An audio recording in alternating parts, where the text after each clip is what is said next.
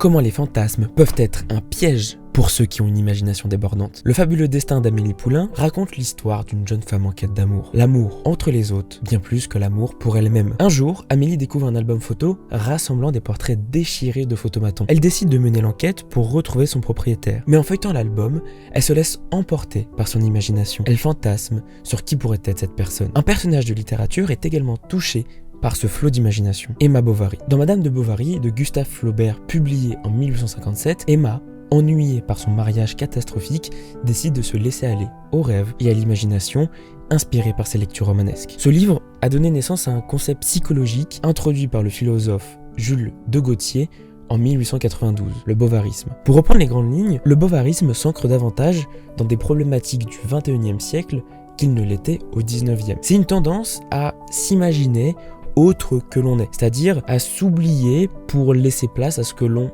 aimerait être. Et Amélie Poulain n'en souffre pas directement, mais elle nous en montre des tendances. Un des grands axes du film, c'est la relation à sens unique qui se crée entre Amélie Poulain et le propriétaire de l'album photo. Mais il s'agit surtout d'un fantasme. À aucun moment, les deux personnages ne se rencontrent clairement, ni se parlent. Ils ne créent pas une vraie relation par une rencontre authentique, mais plutôt au travers de mises en scène orchestrées par Amélie elle-même. Elle invente toutes sortes de stratagèmes pour éviter la confrontation, pour ne pas faire face à la réalité. Quand la rencontre devient possible, elle la fuit et la refuse. Elle tente de maintenir cette distance, cette absence de rencontre pour que cette relation puisse continuer d'exister dans son imaginaire. Il faut qu'un personnage extérieur intervienne et lui dise « Lâche prise ma belle, franchement, je devrais te laisser kiffer un peu ». C'est alors qu'Amélie ouvre la porte, d'une part à l'inconnu, mais surtout à son intimité. Accepter de prendre le risque de briser son fantasme et d'accueillir pleinement les dangers d'une rencontre réelle. Car vivre dans notre tête est toujours agréable, peut-être même source d'inspiration. Mais dès lors que l'extérieur et la réalité font face,